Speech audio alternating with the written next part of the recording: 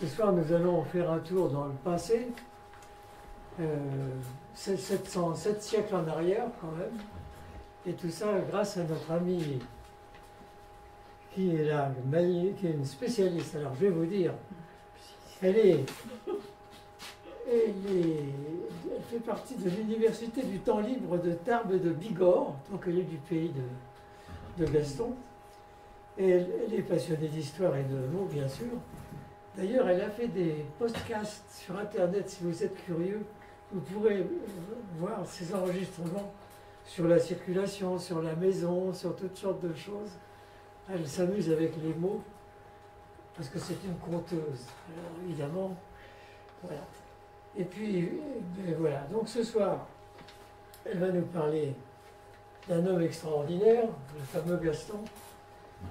Mais là, il faut que je laisse la parole. Je vais vous dire aussi, entre parenthèses, c'est son anniversaire. Joyeux anniversaire.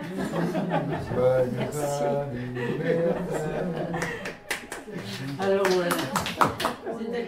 Et j'étais entraînée dans cette aventure tout à fait par hasard, puisque en fait, on a un lien de parenté avec Lucie.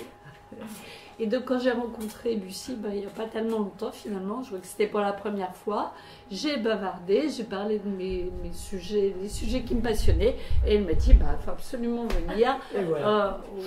aux soirées ailleurs. Et voilà. Alors c'est à toi. Donc effectivement, je vais vous emmener ailleurs, bon, un peu dans l'espace, c'est quand même pas très loin, parce qu'on va aller dans les Pyrénées. Et dans le temps, comme a dit André, quand même quelques siècles en arrière, puisqu'on va se retrouver au XIVe siècle, donc au Moyen-Âge.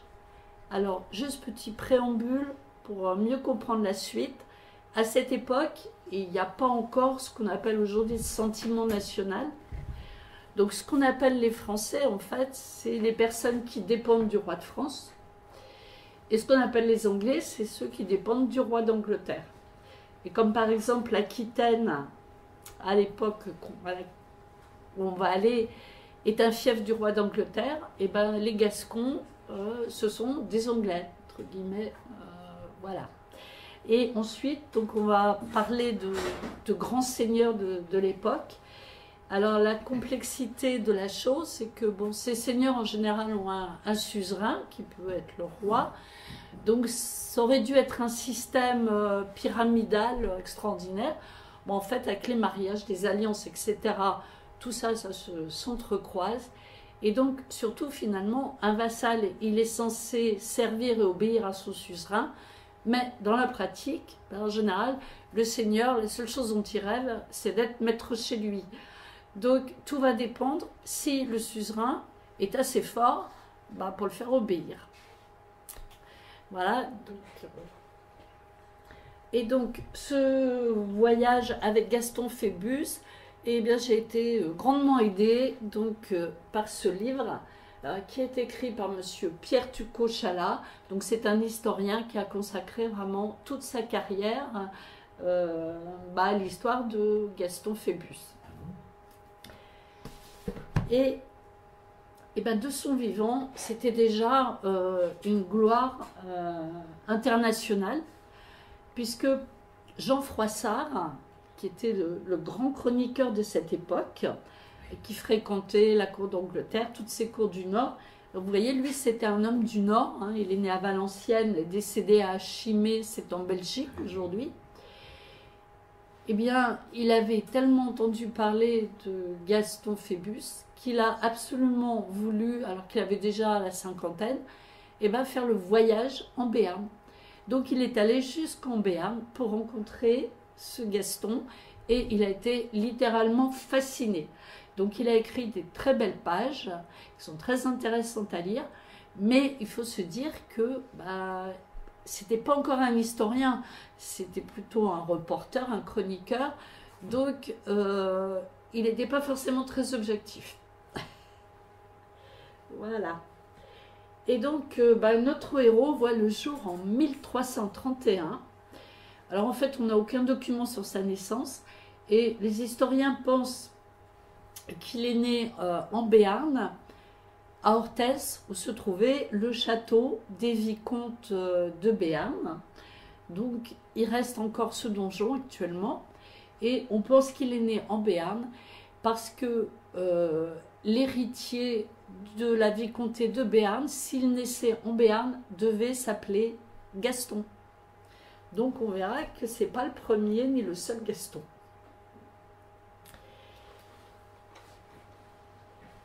Alors, son éducation, on ne sait pas grand-chose, mais on pense qu'il a, comme tout jeune seigneur, appris le dur métier des armes. Et on voit sûrement l'influence de sa mère, qui s'appelait Aliénor de Comminges, dans le fait qu'en fait, il a eu aussi une bonne culture intellectuelle, puisqu'il connaissait le latin, on voit qu'il connaissait la mythologie, les écritures saintes, et qu'il maîtrisait aussi parfaitement la langue d'Oïl, puisqu'à cette époque, il y avait une grande diversité linguistique sur l'ensemble de la France actuelle. Au sud, on parlait la langue d'Oc, mais évidemment avec des variantes régionales, et au nord, la langue d'Oïl, mais qui était un peu la langue internationale de l'époque. Et l'importance de sa mère est sûrement telle que quand son mari, qui est Gaston II, de Foix-Béarn, part en croisade. Alors à l'époque, c'était encore en Espagne, puisqu'il restait encore quelques Sarrasins avec le royaume de Grenade. Il fait son testament et à ce moment-là, Gaston a 12 ans, donc il est encore mineur. Et donc c'est sa mère Aliénor qui est nommée, il est prévu qu'elle soit régente et curatrice de son fils. Et effectivement, ce testament trouve tout de suite à s'appliquer, puisque Gaston II meurt à Séville dans cette croisade. Et donc, notre Gaston, lui, a 12 ans. Il est donc mineur, et sa mère a l'idée assez extraordinaire et originale de l'emmener carrément faire à la rencontre de tous ces sujets, non pas leur demander de venir se rassembler au château pour prêter hommage, mais il va littéralement faire le tour du Béarn en plein hiver, aller jusque dans les vallées, on rassemble tous les habitants, et il y a cette cérémonie d'hommage où c'est en premier Aliénor et Gaston qui prêtent serment à leur population de leur rendre justice, de respecter leur liberté, leurs coutumes, et c'est seulement après que les habitants, eux, prêtent serment d'obéir et de servir leur seigneur. Alors du coup, ces tournées d'hommage, vous voyez, ça dure quand même un certain temps, surtout que au bout de ce temps, Gaston atteint 14 ans, et là, il devient majeur. Sa mère sera quand même la curatrice de ses biens jusqu'à ses 21 ans. Et donc, une fois qu'il a 14 ans, on recommence les tournées d'hommage. Et donc, on est dans une période politique troublée, et donc ils font tout ça parce que finalement, c'est très important de se faire voir et de se faire connaître par son peuple. Donc, voici un peu la famille de Gaston. On va voir quel est son héritage. Donc, là, ce schéma, c'est pour vous permettre de voir, donc tout en haut, c'est son arrière-grand-père qui était comte de Foix, en épousant Marguerite de Montcade. Elle était l'héritière du vicomté de Béarn, et c'est donc à ce moment-là que Foix et Béarn se trouvent réunis. Et dans le contrat de mariage, il était prévu d'une part qu'il ne fallait jamais les séparer, et d'autre part qu'effectivement tout héritier naissant en Béarn devait s'appeler Gaston. Donc vous voyez qu'ensuite on a Gaston I, Gaston II, le père de notre Gaston à nous, et donc la mère Aliénor de Comminges. Et donc, on va voir quel est ce fameux héritage. Et donc, vous voyez, c'est tout ce qui est en rouge, là. Donc, vous voyez que la grande difficulté, c'est que c'est très dispersé et très morcelé. Et en plus, d'une grande complexité politique. Je vous explique pourquoi. Parce que tout ce qui est à l'est, c'est-à-dire le comté de Foix, les terres basses d'Albigeois, etc., se trouve dans le royaume de France. Donc là, il est vassal du roi de France. en plus, pour d'autres petites seigneuries qui est encore dans les Pyrénées, il est également vassal du roi d'Aragon. Par contre, à l'ouest, pour le Béarn, avec au-dessus, alors je vais essayer de mettre mon petit pointeur, enfin, bon, là, je pense que c'est assez clair quand même. Hop. Donc ici, le Béarn, avec au-dessus le Marsan et le Gabardin. Et bien là, on est dans l'obédience du roi d'Angleterre, de la Gascogne, de l'Aquitaine. Or, la guerre de 100 ans a éclaté. Donc, la grande difficulté pour Gaston, pendant toute sa vie, ce sera de trouver un équilibre entre les deux. Et donc là, c'est pas écrit.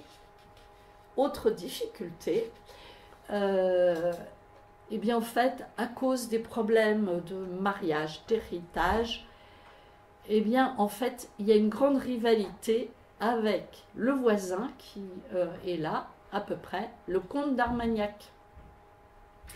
Et en plus, la Bigorre, voilà que pour la Bigorre aussi, il y a un problème de succession. Et les deux familles ont chacune des prétentions sur la Bigorre. Donc très ennemis, parce que en plus, pour les Foix Béarn, évidemment, ils aimeraient bien pouvoir réunir leurs États Est-Ouest. Et le comte d'Armagnac, ici, en fait, il a aussi quelques possessions plus au sud. Donc lui, la Bigorre se trouve au milieu, dans le sens nord-sud. Donc ça va être la grosse pomme de discorde. Je vous ai mis cette carte aussi pour voir un petit peu la situation un peu de l'époque. Parce que, donc, avec les territoires que vous avez vus, il est, avec le comte d'Armagnac, le seigneur, un des deux seigneurs le plus puissant du Midi. Mais il est entouré par des royaumes qui commencent à être puissants. Donc là, il y a le royaume de France, le royaume d'Aragon, le royaume de Castille. On a encore le royaume de Navarre, qui est plus petit, mais qui n'est pas non plus ridicule. Et en plus, les rois de Navarre, en fait, sont aussi des seigneurs français. Ils ont le comté d'Évreux, le Cotentin. Ça aura son importance aussi. Voilà, et vous voyez qu'il y a encore au sud le royaume de Grenade, donc, qui appartient aux Arabes. Donc voilà, cet héritage, l'importance, c'est son importance territoriale, mais donc les faiblesses, on a vu dispersion territoriale, des puissants royaumes à côté, et cette rivalité avec la maison d'Armagnac. Et donc voilà, le blason des Foix Béarn, avec la titulature complète de Gaston III, donc notre Gaston, c'est le numéro 3 des Foix Béarn. Par contre, en tant que vicomte de Béarn, il est quand même numéro 10. J'ai eu pas mal de Gaston. Donc les armoiries, en fait, ce sont les armoiries éclatées du comté de Foix. Alors, ce sont les bandes rousses, le comté de Foix. Et les vaches, ce sont les vaches du Béarn. Voilà, donc maintenant, on va rentrer un peu dans les événements politiques de l'époque. Donc, début de la guerre de 100 ans, première défaite pour les Français à Crécy. Les Anglais assiègent Calais. Et donc, le roi Philippe VI essaye de rassembler ses vassaux pour aller défendre Calais. Il ne va pas y arriver. Et Gaston, lui, il reste prudent. Hein, il ne fait pas grand-chose. Il envoie juste des petites aides locales. Mais il ne monte pas dans le nord. Et le roi de France, donc et Philippe VI, envoie un messager à Gaston, qui se trouve à ce moment-là à Orthès, en Béarn, pour lui demander de l'aider à nouer une alliance avec le royaume de Castille. Gaston a 16 ans, il est encore tout jeune, il reçoit ce messager donc à Orthès, et là, sa réponse est tellement étonnante qu'on l'a même notée par écrit. Donc là, je vais vous la lire. comme Monseigneur le comte se trouve en sa terre de Béarn, terre qu'il tient de Dieu et de nul homme au monde, d'où ne découle pour lui aucune obligation, si ce n'est de faire ce que bon lui semble, il examinera la requête royale avec ses conseillers lorsqu'il sera en pays de Foix. Parce qu'à Foix, effectivement, il est bien vassal du roi de France. Hein. Donc là, il peut pas envoyer le messager. Et comme le roi de France, bah lui, il est empêtré avec sa guerre contre les Anglais, eh bien, il est obligé de... il ne peut pas réagir. Voilà, donc... Et ça va être la ligne de Gaston pendant toute sa vie. Ça va être de maintenir cette souveraineté du Béarn. Donc après, il ne se déclarera plus vicomte de Béarn, mais souverain de Béarn. Par contre, il est bien obligé, il rend quand même hommage au roi de France pour le comté de Foix. Et il y a un petit moment de trêve, et sa mère, qui fait toujours bien les choses, elle arrive à négocier un superbe mariage, puisqu'on le marie avec Agnès de Navarre. Alors, c'est un magnifique mariage qui a lieu à Paris. Et alors, qui est cette Agnès de Navarre? Eh bien, c'est une des filles de la reine de Navarre qui s'appelle Jeanne. Donc, déjà, c'est la fille d'une reine. Et en plus, les Navarres sont étroitement apparentés aux Valois, à la famille royale de France. Donc, c'est un mariage très, très prestigieux. Agnès, on lui a promis une dot importante, seulement de 20 000 livres. Mais au moment du mariage, on ne verse seulement qu'un petit acompte. À ce moment-là, donc, il y a aussi une trêve parce que la grande peste a éclaté, hein, ce qu'on appelle la peste noire. Donc la reine de Navarre, Jeanne, elle est emportée aussi par la peste. Et donc, c'est son fils et donc le frère d'Agnès qui devient roi de Navarre sous le nom de Charles II. Drôle de personnage, parce qu'il sera surnommé Charles le Mauvais. Donc c'est le beau-frère de Gaston. Et ce Charles le Mauvais, il a des réclamations à faire auprès du roi de France qui ne sont pas satisfaites. En plus, par les femmes, comme le roi d'Angleterre, il peut prétendre au trône de France. Et donc, il va passer son temps à faire des complots, à trahir, à se réconcilier avec le roi de France, à trahir à nouveau. En plus, c'est lui qui a, je vous ai montré, ses terres à Évreux, dans le Cotentin. Donc, il y a des moments où il s'allie avec les Anglais, il peut très bien les faire débarquer. Et pendant quelques années, Gaston se laisse un petit peu entraîner dans toutes les intrigues de ce beau-frère.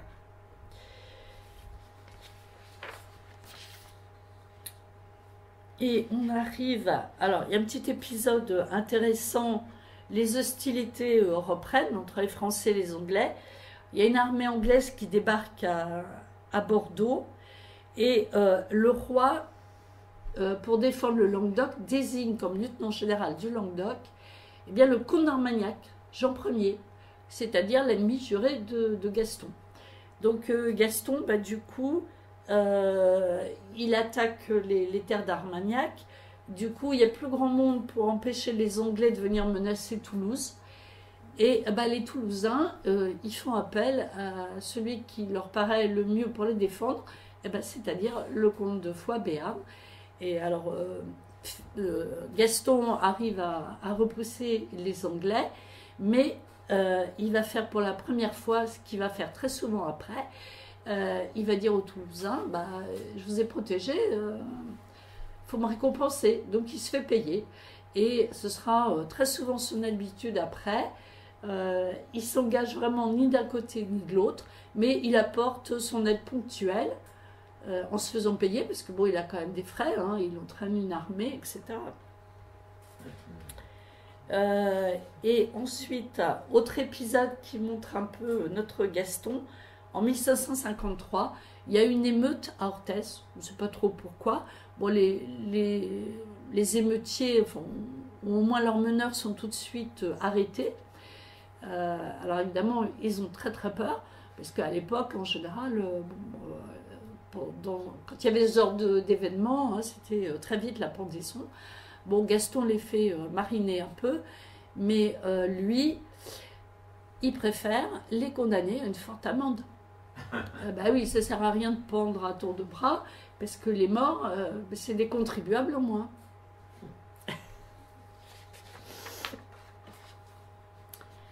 Et en 1555, eh bien là, le roi d'Angleterre, Édouard III, envoie son fils aîné, donc héritier, Édouard de Woodstock, en Aquitaine. Il l'a nommé prince d'Aquitaine, donc pour diriger l'Aquitaine de plus près. Et cet Édouard de Woodstock, c'est celui qu'on a surnommé le prince noir. Donc de réputation assez sombre, puisqu'il va lancer déjà une grande chevauchée dans le Languedoc. Donc c'est un guerrier absolument redoutable, sans pitié, et donc ces chevauchées, c'est des massacres, des pillages. Et c'est là qu'on voit que Gaston, on ne sait pas trop de quel côté il est, hein, avec ses intrigues avec le roi de Navarre. Quand le prince noir fait demi-tour pour revenir vers Bordeaux, il passe plus au sud, et il passe sur les frontières du Pays de Foix. Gaston l'accompagne, il l'aide à se ravitailler, et le prince noir ne touche absolument pas au pays de Gaston, alors qu'en même temps il va massacrer dans un village la population, parce que c'est un village français qui n'appartient pas au comte de Foix. Après cette chevauchée est-ouest, eh bien, le prince noir va ensuite lancer une chevauchée vers le nord. Donc là, pour le roi de France, ça devient beaucoup plus dangereux. Donc il est obligé de lever une armée, de partir à la rencontre du prince noir pour essayer de l'arrêter. Et malheureusement, eh bien, c'est la défaite de Poitiers. Et là, notre roi de France, qui est à ce moment-là Jean II, dit le bon, eh bien, il est carrément fait prisonnier. On l'emmène d'abord à Bordeaux et ensuite il sera prisonnier à Londres. Et donc du coup, il y a une trêve parce qu'il faut essayer de négocier un traité de paix. Donc pour Gaston, c'est un petit moment d'accalmie et, je vais dire, il en profite, si on peut dire, pour partir en vacances. Et il va partir, regardez où, chez les chevaliers teutoniques, qui sont installés en Prusse, et donc qui sont censés lutter contre les païens des pays baltes, voire même les orthodoxes russes.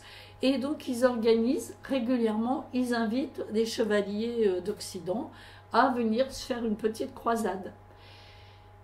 Donc Gaston, il va embarquer à l'aller, il embarque à Bruges. Il va passer par la mer du Nord, la Baltique, et il fait quelques escales pour aller chasser le renne.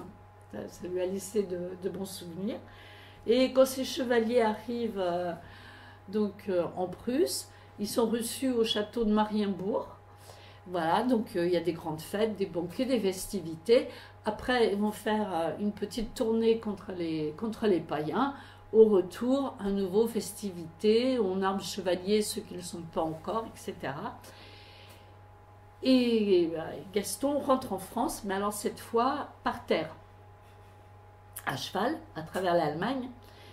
Et quand il arrive en France, bon, là, la situation n'est pas brillante, puisque notre roi, il est prisonnier à Londres. C'est le dauphin Charles qui est régent, qui essaye de... Mais bon, il a du mal à imposer son autorité. Et en même temps, il y a une grande révolte paysanne, ce qu'on a appelé la Grande Jacquerie, parce que les paysans, on les a surnommés les Jacques. Et quand Gaston et ses compagnons arrivent à Chalon-sur-Marne, ils apprennent que le dauphin avait cru mettre à l'abri la dauphine, sa femme, sa sœur, la duchesse d'Orléans, dans un endroit qu'on appelle le marché de Meaux. Alors, on est à Meaux, là, ici, il y a la ville. Et ce marché de Meaux, c'est une sorte de place fortifiée dans cette boucle de la Marne. Et donc, qui n'est accessible que par 2 ponts, ici, depuis la ville. Et il y a aussi un accès à l'arrière. Malheureusement, le maire de Meaux ouvre les portes de la ville aux Jacques. Alors, ils rentrent et ils en profitent pour piller, faire bonbons pendant toute la nuit. Et pendant ce temps-là, Gaston, qui était prévenu, il arrive, il rentre par l'arrière. Et au matin, quand les Jacques croient attaquer des femmes sans défense, il se trouve face à toute une troupe de chevaliers. Et regardez ce qui se passe. Malheureusement, les pauvres paysans se font massacrer. Donc on voit sur cette miniature les chevaliers là qui massacrent les paysans et qui jettent tous les corps dans la Marne. Mais ça va permettre à Phébus de lancer sa gloire personnelle. Alors, il vient quand même de sauver l'honneur, la vie des dames de France. Et donc, c'est à partir de ce moment-là que lui-même, alors, il fait quelque chose qui n'était pas courant. Tous les surnoms qu'on connaît, comme le prince noir, le roi Charles V le sage, Jean II le bon, c'est des surnoms qui étaient donnés en général a posteriori par les chroniqueurs. Eh bien, notre Gaston, lui, il va se choisir son surnom de son vivant. Et il va choisir ce surnom de Phébus. En même temps, il lance son cri de guerre qui est Phébus Avan.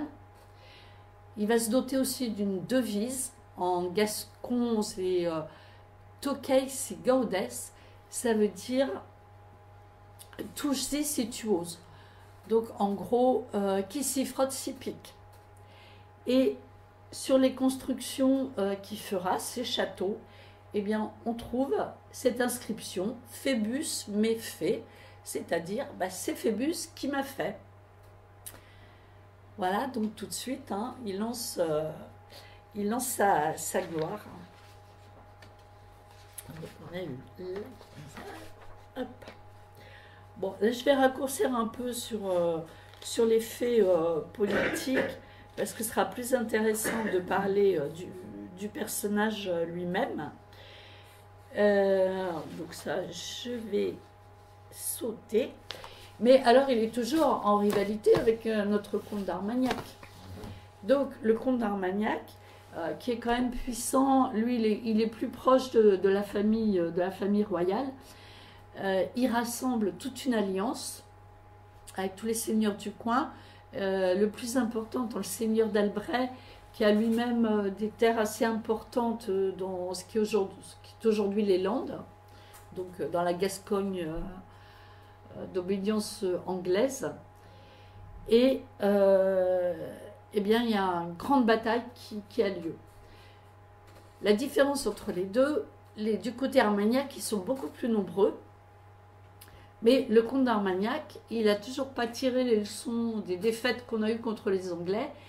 Il en est toujours à la vieille méthode des chevaliers, c'est-à-dire des chevaliers lourdement armés qui lancent un choc et puis qui pensent qu'ils vont tout faire plier.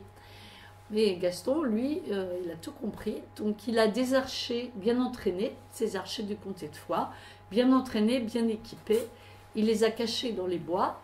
Et une fois que Armagnac a lancé sa ruée, ils sont pris à revers par les archers. C'est la débandade.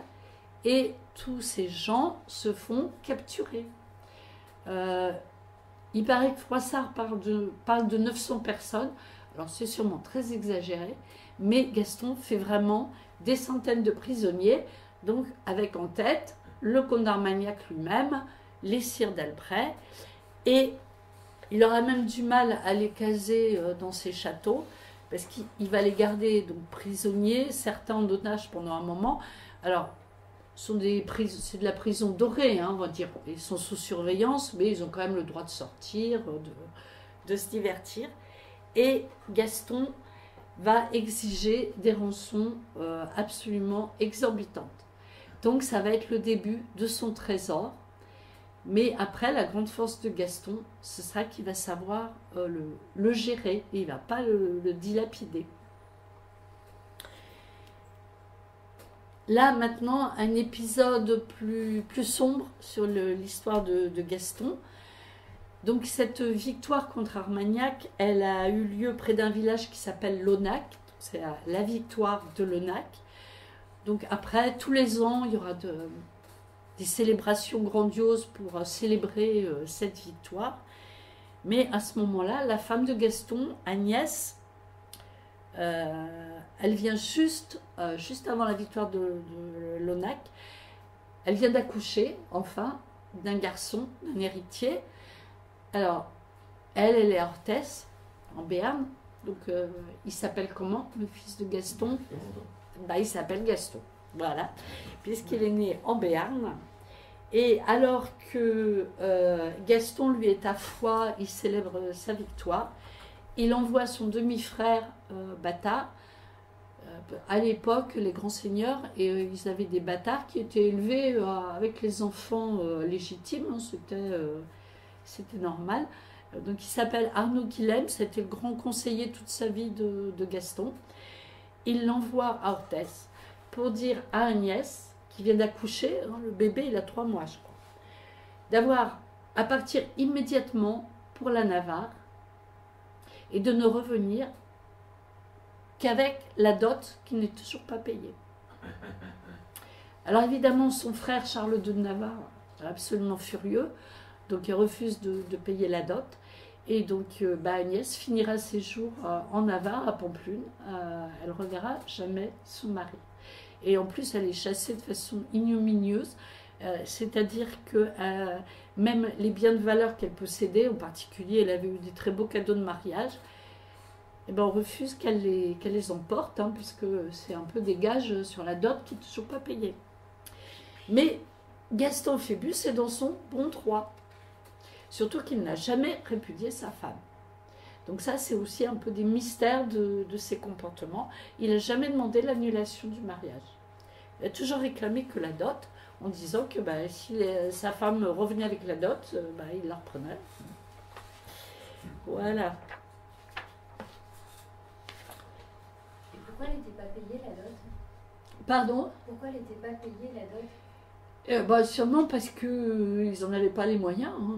Elle avait été promise, mais a priori, il n'y avait pas d'autre raison. Enfin, je n'ai pas vu de raison autre que...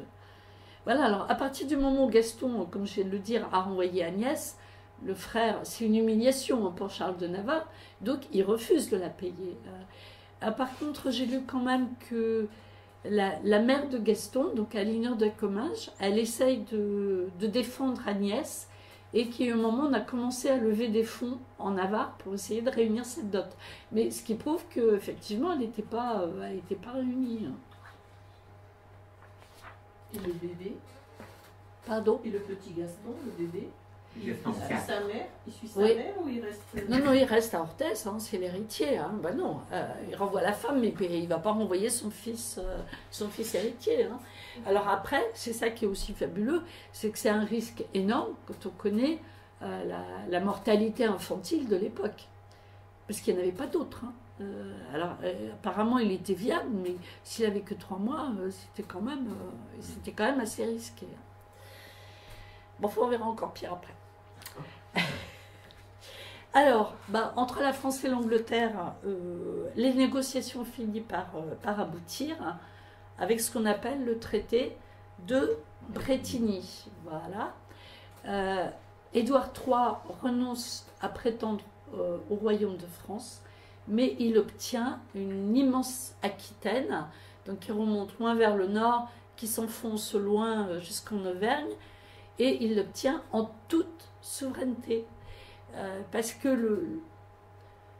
le conflit qu'il y avait entre le roi de France et le roi d'Angleterre, c'est que normalement le duché d'Aquitaine, donc le roi d'Angleterre était duc d'Aquitaine, mais pour ce duché, il devait rendre hommage au roi de France. Ce qui fait qu'entre autres, si le roi d'Angleterre avait des conflits avec ses vassaux en Aquitaine, ses vassaux pouvaient demander faire appel auprès du roi de France. Et le risque, c'était que si le roi de France leur donnait raison, l'Aquitaine soit sous séquestre, soit confisquée. Donc c'est quand même une des grandes raisons, parce qu'au tout début, quand Philippe VI est proclamé roi de France, au tout début, Édouard III lui rend hommage. C'est seulement après qu'il va réclamer le trône de France. Voilà, les raisons, c'est plus ces conflits de suzerains, vassaux, et puis on avait des conflits ailleurs aussi, avec les Flandres, avec l'Écosse. Est-ce que... Je parle de ça après. Et donc, voilà, donc avec cette grande Aquitaine qui devient anglaise, et ben, le prince noir, et ben, il dit à Gaston, il faut venir me prêter hommage. Gaston est convoqué à Agen. Donc là, il s'y rend quand même. Je vais revenir à la carte du début. Ah, pardon, je suis allée dans le mauvais sens. Excusez-moi.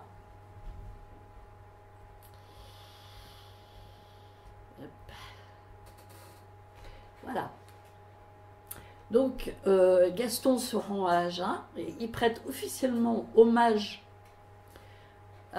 au prince noir, parce que pour le Marsan et le Gabardin, bah, apparemment il n'y avait pas le choix. Mais quand il prête hommage, c'est pas détaillé. Et à la fin, on lui demande mais est-ce que vous avez bien prêté aussi hommage pour le Béarn? Et bien là, Gaston, il répond, je ne tiens le Béarn que de Dieu. C'était un peu culotté, parce qu'elle elle était chez le prince noir. Hein. Mais on le laisse quand même repartir. Ah oui, parce que Gaston, quand même prudent, il dit, je vous prêterai hommage si vous pouvez me prouver que je dois le rendre, cet hommage. Et effectivement, il y a quand même des ancêtres du Béarn qui avaient déjà prêté des hommages au duc d'Aquitaine, au roi d'Angleterre. Donc, alors, effectivement, les archivistes, ils trouvent les papiers. Alors là, Gaston, ben, il joue la montre. Il commence par demander à se conduire. Après, il dit qu'il est blessé à la jambe, qu'il ne peut pas se déplacer. Donc, le prince noir lui envoie même un médecin. Et puis, ben, il fait traîner les choses. Donc, le prince noir, il va même jusqu'à se plaindre au roi de France, qui est maintenant Charles V. Et bon, donc là, pour Gaston, là, vraiment, l'étau se resserre. Ouais, parce que c'est pas parce que du coup avec le traité de Bretigny et ben, les possessions de Gaston sont vraiment entourées par les Anglais.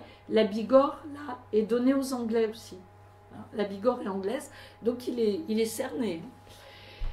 Et alors là, ben, il a un coup de chance, puisque en Castille il y a deux prétendants qui se disputent le trône. Alors bien sûr, il y en a un qui est soutenu par les Français, l'autre qui est soutenu par les Anglais. Et le prince noir lève une armée pour aller aider son prétendant en Castille. Bon, comme c'est un grand guerrier, il gagne une première bataille. Et malheureusement, après, son armée est complètement décimée par une épidémie. Lui-même, il tombe malade. Donc, ben, il est obligé de rentrer tristement. Il est même obligé de demander à Gaston de pouvoir traverser le Béarn, parce que c'était le chemin le plus court. Gaston accepte. Alors, il a mis le Béarn en état de siège, hein, par prudence, mais comme c'est vraiment une armée défaite, il accepte. Une condition quand même, c'est qu'ils promettent de payer tout leur ravitaillement jusqu'à la moindre poule. Voilà. Donc, bah, la menace du prince noir, elle s'éloigne un peu. Et globalement, pour le royaume de France aussi, ça va mieux avec Charles V, qui lui a bien mérité son surnom de sage. Hein. Et, il arrive à imposer des impôts, à faire une armée qui est presque une armée de métier. Et petit à petit, bah, il va... Et alors surtout, il a l'astuce de trouver une raison juridique pour annuler le traité de Bretigny. Et donc il va reprendre petit à petit tout ce qui a été cédé aux Anglais. Alors là, c'est une petite anecdote, bon, parce que régulièrement, il y a toujours des accrochages entre le fou Béarn et le comte d'Armagnac. Alors maintenant, c'est le fils, on en est à Jean II. Alors, chez les Armagnac, le prénom, c'est Jean, parce qu'on en est à Jean II. Alors, Gaston, il ne gagne pas à tous les coups, et donc le comte d'Armagnac, il arrive, par exemple, à prendre cette ville qui s'appelle Caser-sur-Adour. Mais dès qu'il est à l'intérieur, Gaston est prévenu. Il vient assiéger la ville, la cerner et carrément construire une palissade autour de la ville, un peu comme les Romains avaient fait à Alésia. Et en disant, bah, vous ne sortirez jamais par une des portes de la ville. Et bon, au bout d'un moment, affamés, les assiégés sont quand même obligés de se rendre. Et Gaston, pour les humilier, voilà, on les fait sortir un par un petit trou dans le mur de la ville. Voilà.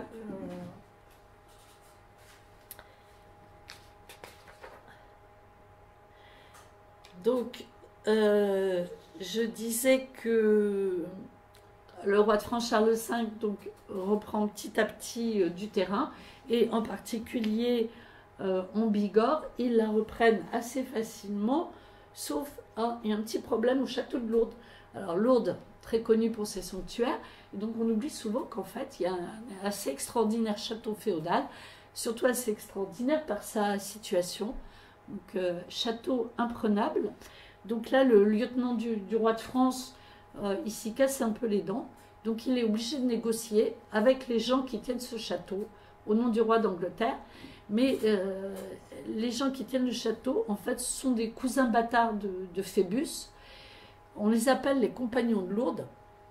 Alors, une des plaies, ça j'en parle rapidement, enfin, une des plaies de la guerre de 100 ans, vous en avez sûrement entendu parler, c'est que donc, ces armées, il y avait beaucoup de mercenaires. Dès qu'il y avait des trêves, il y en avait souvent. Et ben, ces soldats ils se retrouvaient désœuvrés, pas payés. Et donc, qu'est-ce qu'ils faisaient? Ils se transformaient en bandits. Hein, et ils pillaient tout ce qu'ils pouvaient piller. C'est ce qu'on appelait les grandes compagnies. Si ça vous dit quelque chose. Et donc, les gens qui tenaient le château de Lourdes, ces compagnons, c'était ça, hein, en fait. Ils rançonnaient les alentours. Et donc, l'envoyé du roi de France, le lieutenant du roi de France négocie avec eux, parce qu'il ne peut pas prendre le château. Donc ça veut dire que sûrement il les paye. Et donc du coup, ils acceptent, ils disent qu'ils tiennent le château pour le roi de France, non plus pour le roi d'Angleterre. Voilà comment on réglait les choses rapidement.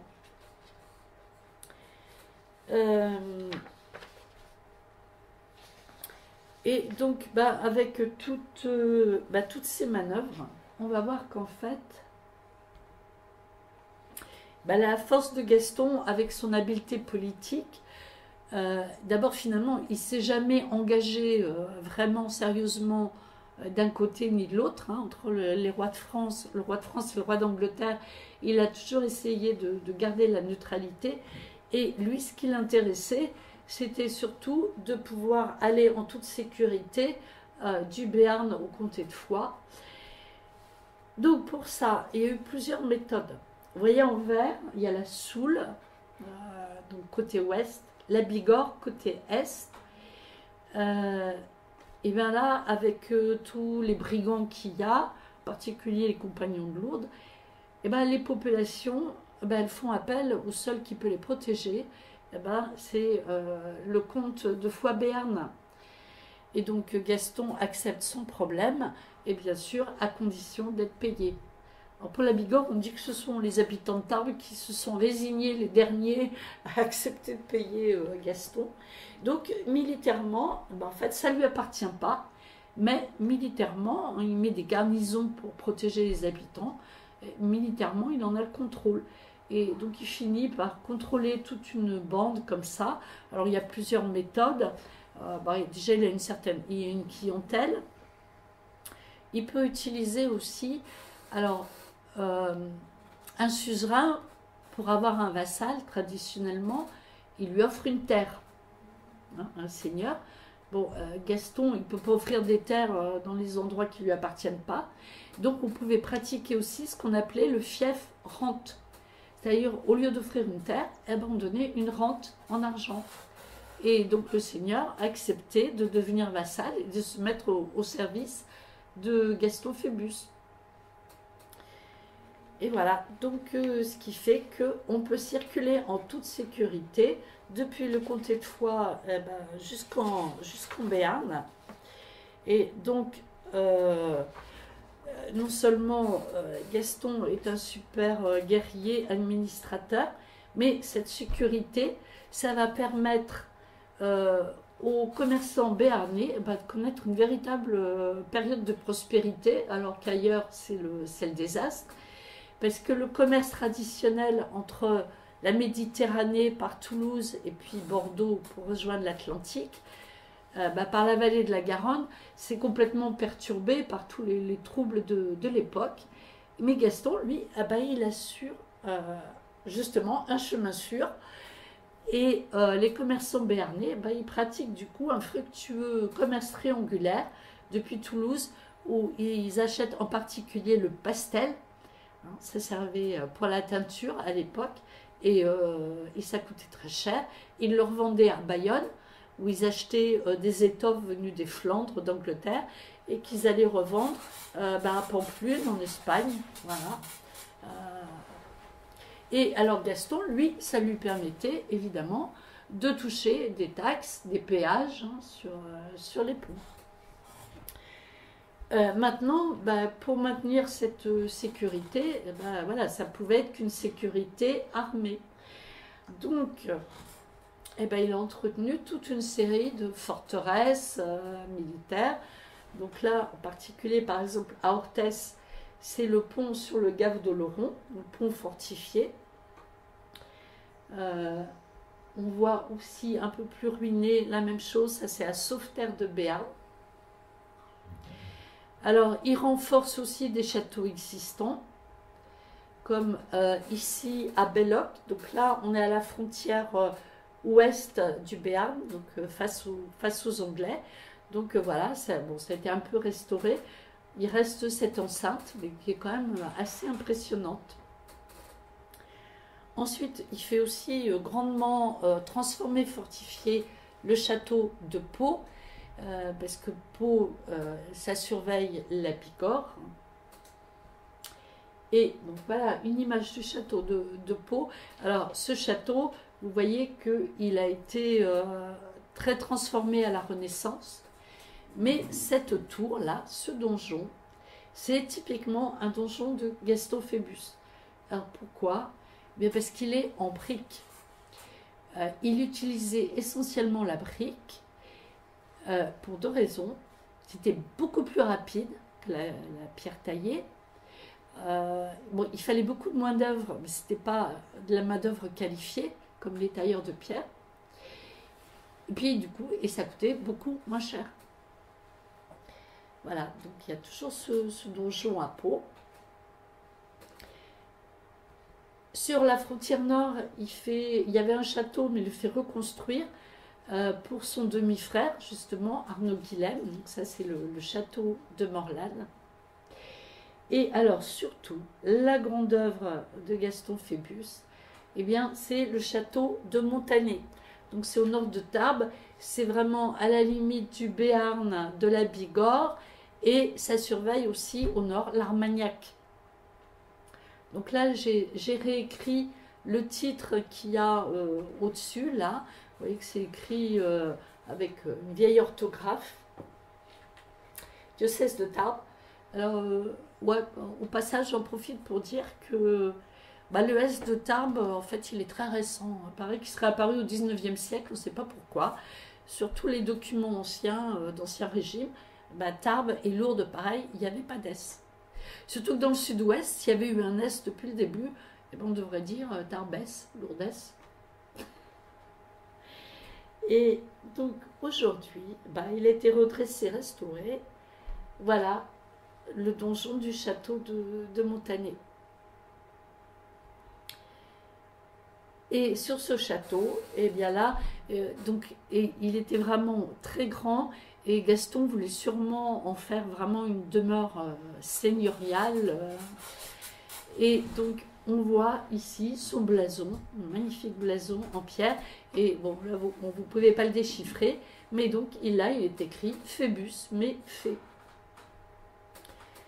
Alors, bon, on a parlé, je vais quand même le montrer puisque je l'ai l'illustration, de la prospérité du commerce avec Gaston. Donc, les vicomtes de Béarn, ils faisaient déjà battre monnaie quand même, c'était une monnaie d'argent.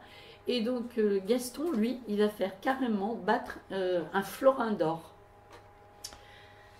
Ce qui permet donc d'étendre l'ère commerciale hein, de toutes ces œuvres. Bon, bah, mais le problème, c'est que bah, avec toutes ces manœuvres, et puis il dirige ses États de façon comme un despote éclairé. Bah, il ne se rend pas compte qu'il y a quand même un certain mécontentement autour de lui, parce que je parle de despote éclairé, parce qu'il préférait gouverner avec, comme le roi de France qu'on a appelé les marmousets, c'est-à-dire en fait avec des techniciens, des technocrates, donc de petite extraction, qui sont des professionnels, bah, plutôt qu'avec la noblesse. Traditionnellement, les barons, les nobles, ce sont les premiers conseillers d'un seigneur. Et donc, il y a un certain mécontentement dans la noblesse. Et même son fils se plaint de ne pas être associé à son père, de ne pas avoir un train de vie suffisant. Et donc, éclate ce qu'on appelle le drame d'Orthès. Et à l'extérieur, on en a déjà parlé, on a vu qu'en renvoyant Agnès de Navarre, il a suscité la haine de son beau-frère Charles de Navarre. Donc autour de Charles de Navarre, il est accoutumé en plus, se noue un complot. Et c'est carrément Gaston, le fils de Phébus, qui est chargé d'empoisonner son père. Donc voilà, une illustration de l'époque. On s'aperçoit de la chose, parce que voilà, il y a un chien qui meurt empoisonné. Alors, de l'autre côté, on voit le jeune Gaston emprisonné. Donc effectivement, il est emprisonné. Alors on vient annoncer à Phébus que son fils, il refuse de manger, il fait une grève de la faim. Donc Phébus va le trouver. Et alors là, même tout ce complot, il y a sûrement eu, c'est l'omerta, on a sûrement fait disparaître des documents, et il n'y a absolument aucun témoin sur ce qui s'est passé à ce moment-là. Phébus va donc trouver son fils, il a sûrement un geste de colère, et on retrouve le fils mort. Voilà, donc Phébus, très probablement involontairement, a porté un coup à son fils, mais un coup mortel. Le jeune Gaston, il a 18 ans, hein. Enfin, il est encore très très jeune, et donc Phébus se retrouve sans héritier, sans héritier direct, puisqu'il n'a pas d'autres enfants. Donc pour Phébus, c'est quand même un drame, parce que très certainement, il ne l'a pas fait volontairement, surtout que, voilà, s'il n'a pas d'héritier direct, ça détruit toute l'œuvre là dont je vous ai parlé, toute l'œuvre de sa vie. Donc il fuit Orthès, où il résidait le plus souvent, plus souvent qu'à Foix, et il va même rédiger ce qu'on a appelé le livre des oraisons, c'est-à-dire qu'il écrit des prières, sûrement pour demander pardon à Dieu. Donc du coup, on va parler...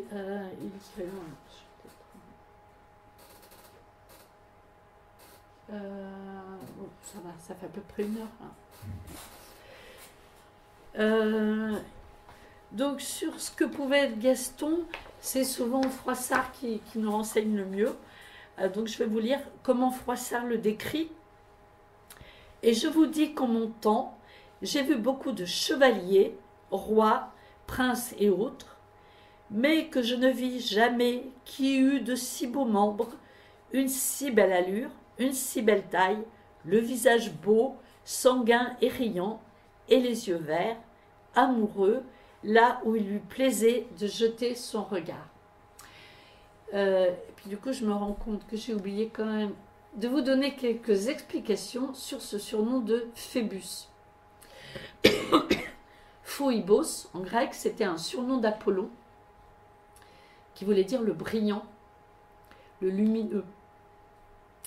Et c'est surtout les Romains qui appelaient Apollon, qui l'appelaient Phébus, et qui en avaient fait carrément un symbole solaire. Donc on pense que c'est surtout à ce symbole solaire qu'a pensé Gaston de Foix quand il s'est choisi ce surnom de Phébus, qu'il a toujours écrit avec un F, et non pas PH comme le graphique grec. Donc en Languedoc, c'était avec un F. Et surtout, une des particularités de Phébus, c'est que paraît-il, il avait une magnifique chevelure blonde. Et ce qui fait qu'il ne portait jamais, oncle ne porta chaperon, parce que il voulait montrer cette magnifique chevelure solaire. Alors, Froissart nous rapporte aussi, dans les habitudes de Phébus, c'était un nocturne. Il paraît qu'il dormait une partie de la journée, bon, sauf bien sûr s'il devait aller à la chasse ou à la guerre. Il se levait très tard et donc il recevait dans la grande salle de son château, il recevait la nuit. Il travaillait beaucoup la nuit.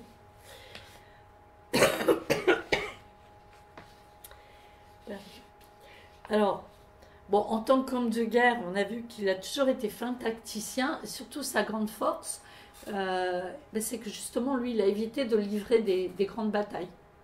Hein, c'était vraiment...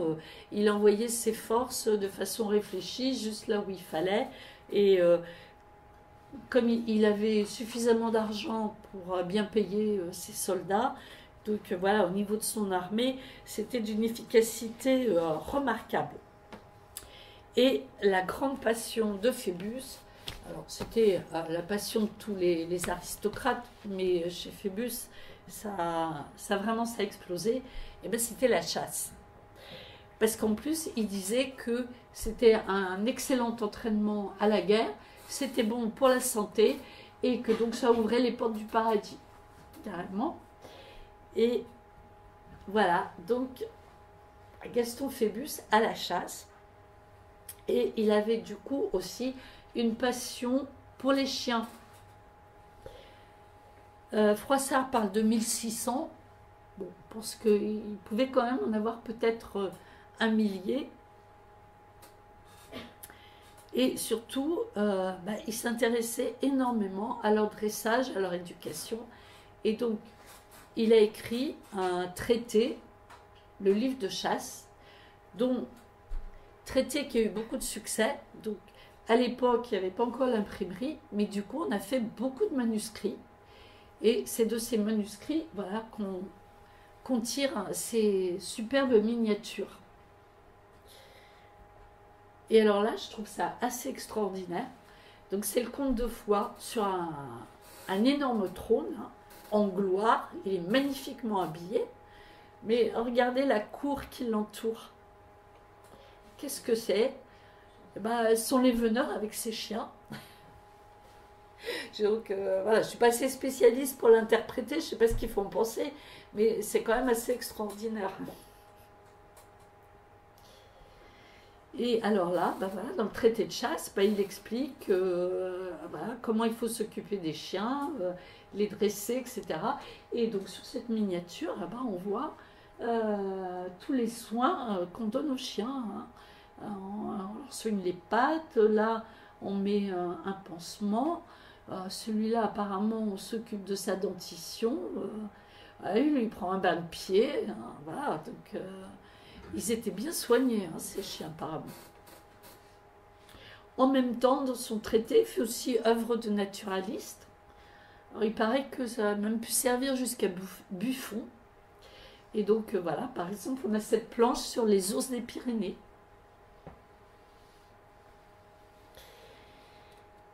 Alors, à sa cour, Phébus aussi adorait avoir plein de troubadours, de trouvères.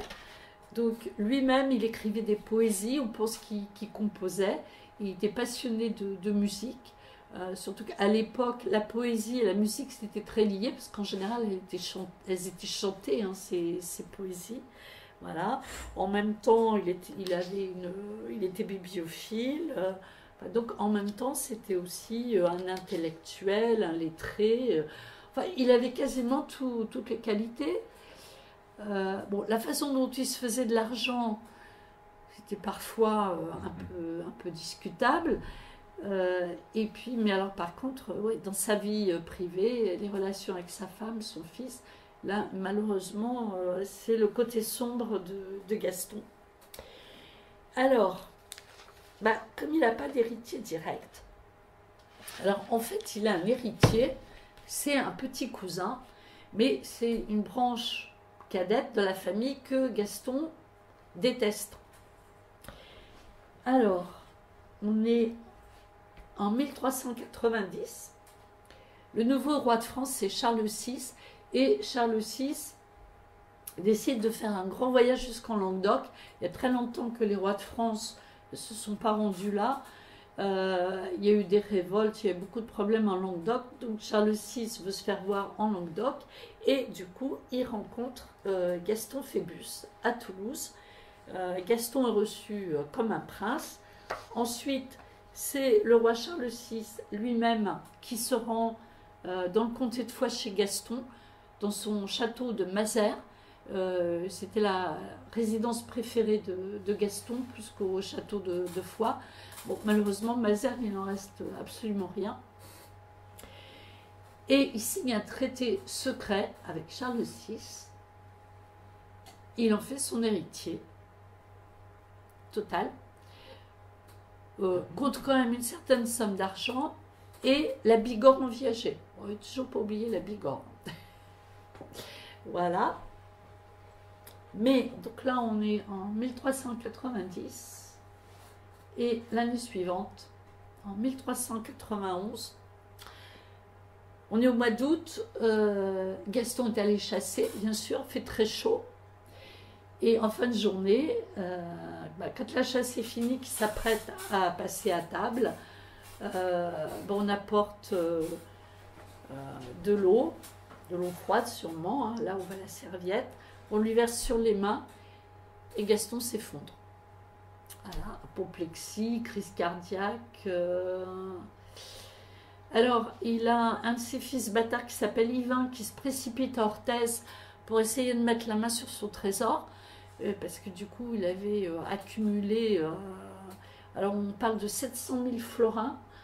Alors, évidemment, c'est difficile de se rendre compte de ce que ça représente, mais c'était quand même une somme énorme, hein, puisqu'on a évoqué le fait qu'il a toujours su faire fructifier son argent. On l'a même accusé, surtout sur la fin de la vie, d'être très avare. Il tenait quand même son rang, hein, mais il a toujours su faire feu de tout bois. Mais donc, Yvain ne peut pas mettre la main sur ce trésor, et il est inventorié par les États de Béarn, hein, qui vont le partager. Et en fait, donc le petit cousin de Phébus va réclamer quand même son héritage. Alors, on fait valoir au roi de France que s'il refuse, et bien surtout le Béarn qui se sentait souverain, tous les États il risque d'y avoir des troubles, des révoltes, et puis à nouveau, parce que là, on est dans une période de paix, mais la guerre de 100 ans, elle va reprendre, hein. Là, on a vu que la première partie. Donc, il vaut mieux que le roi de France ne prenne pas de risque, et donc il accepte de renoncer au traité de Toulouse, donc de rester, d'être l'héritier. Et donc, voilà, zut, je me trompe de touche, Là, de l'autre côté. Et donc je suis allée à l'endroit où Gaston est mort. C'est un petit lieu-dit qui s'appelle l'hôpital d'Orion. Voilà, c'est toujours en pleine campagne. Et donc là, la statue qu'on voit, bah, c'est un pèlerin, puisqu'on est sur les routes de Saint-Jacques-de-Compostelle. Alors, j'ai pas essayé de faire un arbre généalogique pour voir ensuite la succession des possessions de Phébus, parce que c'est très compliqué. Mais avec les mariages ensuite, les héritages, eh ben, on va se retrouver, la Bigorre va finir par être incluse dans le paquet, le royaume de Navarre aussi, et ça va même arriver jusqu'à la famille d'Albret, les anciens ennemis de Gaston. Donc là, il s'est peut-être retourné dans sa tombe. Et donc, on arrive au XVIe siècle, Jeanne d'Albret, ça vous dit peut-être quelque chose.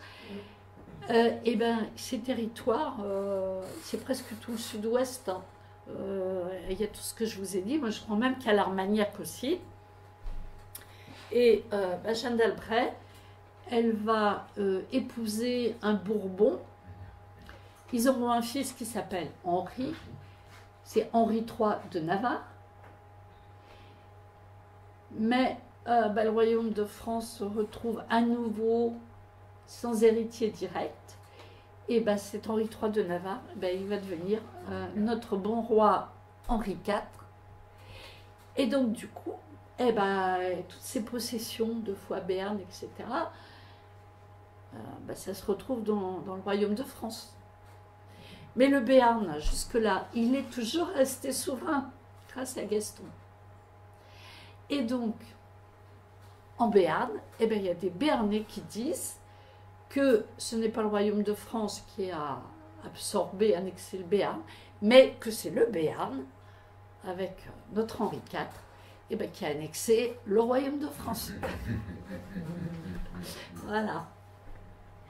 Bravo. Bravo. Oui. Très bel exposé. Bon, si vous avez des questions, parce que j'étais obligée de résumer, de simplifier. Il y a une complexité.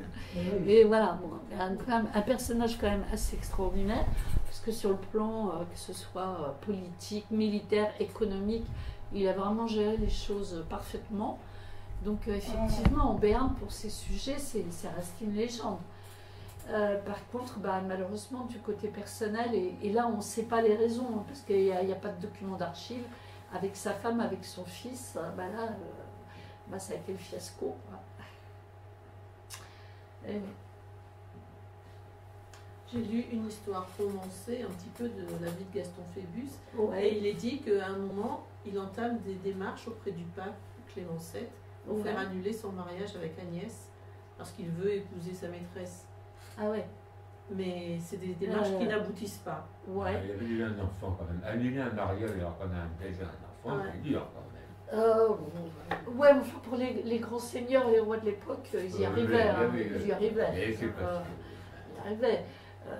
Et pourquoi tous ces problèmes avec l'Aquitaine? On remonte à Éléonore d'Aquitaine. Le roi Louis VII, il a obtenu l'annulation du mariage avec Aliénor. Bon, c'est vrai qu'ils n'avaient pas eu de garçon encore, il n'y avait pas d'héritier, mais ils avaient eu 2 filles quand même. Hein, et ils avaient eu des enfants. Oui. Bon, comme c'est le roi de France, il a obtenu l'annulation du mariage. Hein. Ah ben, Philippe Auguste n'a pas obtenu l'annulation de son mariage. Ouais, donc du coup, bah, qu'est-ce que je voulais dire? Je sais plus. Oui, et donc, Oui, donc l'histoire, donc la demande d'annulation avec le pape, non, j'en entends vraiment pas parler dans le livre de l'historien. Et lui, il dit, alors effectivement, on lui connaît des fils bâtards, mais on ne connaît pas le nom de ses maîtresses. Et en fait, c'était quand même un personnage un peu étrange, parce que, bon, donc il a eu des fils bâtards, il a dû sûrement voir des femmes pour satisfaire ses besoins d'hommes, mais Froissart nous dit qu'à sa cour, dans ses soirées, etc., il n'y avait pas de femmes. Donc il avait sûrement un problème de relation avec les femmes quand même. niveau social. Voilà. Donc effectivement, le personnage est tellement extraordinaire qu'il y a eu beaucoup de choses romancées. Quand j'étais jeune, je ne l'avais pas vu, mais donc du coup j'ai vu des extraits d'une série qui a été faite avec, je ne vais pas retrouver le nom de l'acteur, celui qui avait joué Thierry Lafronde aussi. Jean-Claude Roux. Ouais, voilà. Bon, d'un point de vue d'historienne, j'étais absolument horrifiée. C'est n'importe quoi. Il faut le voir vraiment comme une fiction. Si jamais vous le regardez, c'est voilà, d'un point de vue historique, non seulement l'histoire de Gaston, mais je veux dire, ça ne tient pas debout dans ce truc qui est très romancé.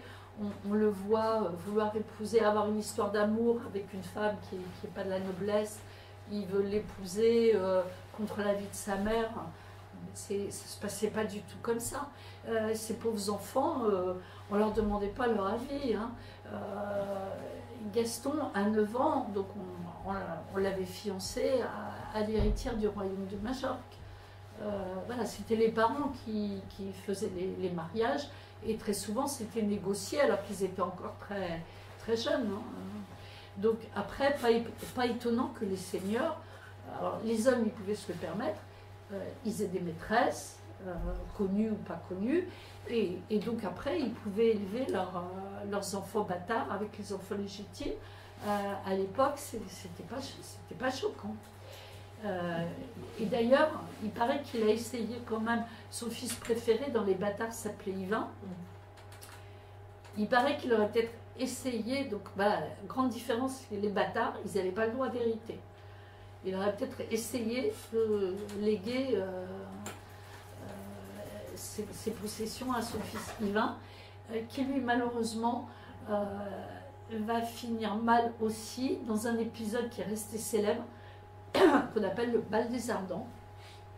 Je ne sais pas si vous savez ce que c'est. Donc, il était, donc ça se passe à Paris, à la cour du roi de France.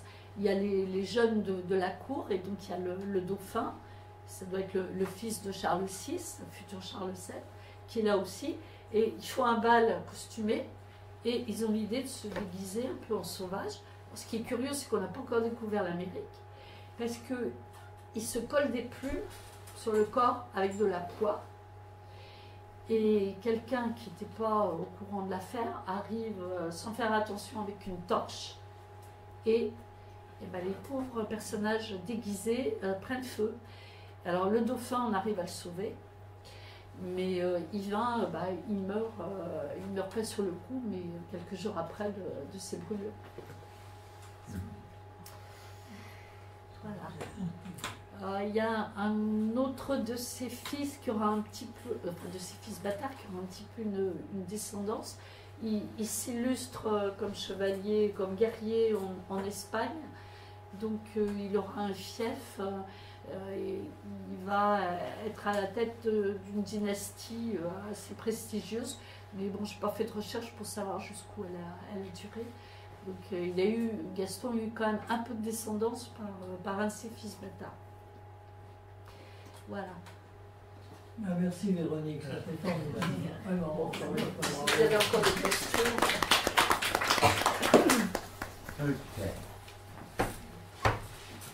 Bon, j'espère que ça n'a pas été trop compliqué.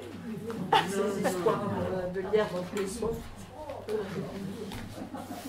L'époque était particulière.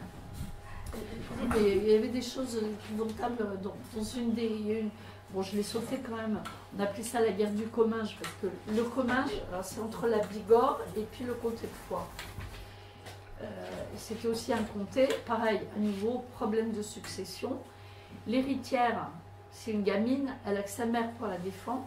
Alors évidemment, Gaston et comte d'Armagnac, avec tous leurs liens de parenté, tous les deux, ils réclament le Comminges, donc il y a à nouveau une guerre.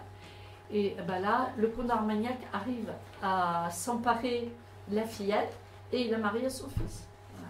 Et comme ça, il prend le Comminges.